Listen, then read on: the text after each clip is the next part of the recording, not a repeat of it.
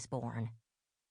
As the Korean War turns for the worst that winter, and some 7,000 GIs are captured when human waves of Chinese soldiers push through their lines and onto Seoul, America is gripped by stories of a new-style Maoist Psy-war trialed on its POWs in Korea.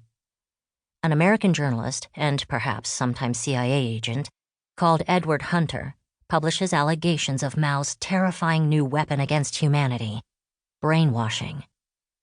CIA officers, journalists, behavioral scientists, novelists, and filmmakers will collude through the 1950s to imagine a powerful machinery of Maoist thought control. This dread of Chinese brainwashing, building on pre-existing terror of Soviet mind manipulations, will balloon America's covert sphere, justifying the existence of a secret state within the state and the CIA's vast psychological operations program. Through a series of code-named initiatives in the 1950s and 60s, Bluebird, Artichoke, MK Ultra, the CIA will seek to reverse engineer the Soviet and Chinese techniques of mind control it has deemed so dangerous.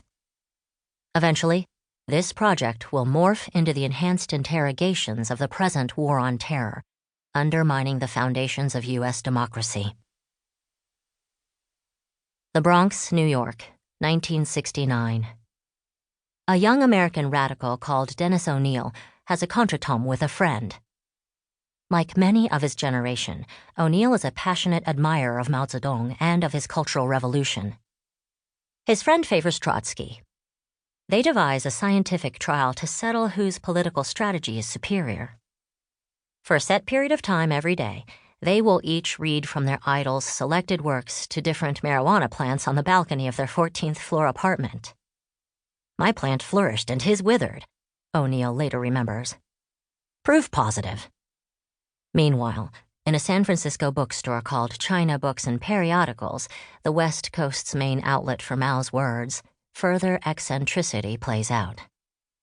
Amid the stacks of little red books, a group of self-styled ultra-democrats called the Seven Diggers sit in the lotus position, their energies sustained by cannabis-infused brownies, reading Mao on the Chinese Revolution and guerrilla warfare.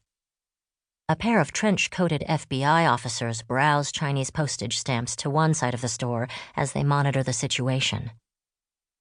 The CIA's experiments with LSD in devising their own mind control program play a key part in the drug-fueled youth rebellions of the 1960s and 70s. By 1969, the quantities of LSD in CIA-funded research labs in universities have leaked into recreational use by students. The burgeoning drug scene helps unleash a noisy protest culture, which identifies with the Cultural Revolution. Maoish hippiedom, instanced on Dennis O'Neil's balcony and in Seven Diggers' seances, results. Mao fever spreads across the West. Big character posters are pasted over French campuses. Mao badges are pinned on West German student lapels. Little red book quotations are daubed on walls of Italian lecture halls. Maoist anarchists scramble to the top of a church in West Berlin and bombard passers-by with hundreds of little red books. But there are toughs as well as flakes.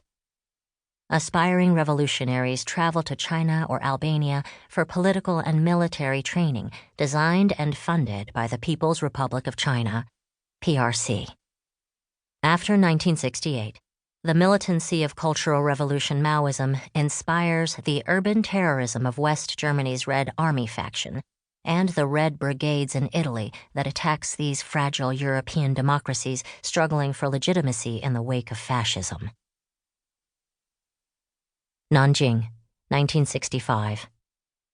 As enthusiasm for Mao's revolution sweeps global left-wing politics, a Peruvian professor of philosophy attends a military training school in Nanjing. It is later speculated that here he met Saloth Sar, subsequently Pol Pot, architect of Khmer Rouge genocide in Cambodia, who also attends classes that year at Beijing's Yafei La Peishun Zhongxin, the Asian, African, and Latin American Training Center just outside the marble precincts of the Imperial Summer Palace, for revolutionaries from those regions. "We picked up a pen," Abimael Guzman says later, remembering an explosives training class, "and it blew up. And when we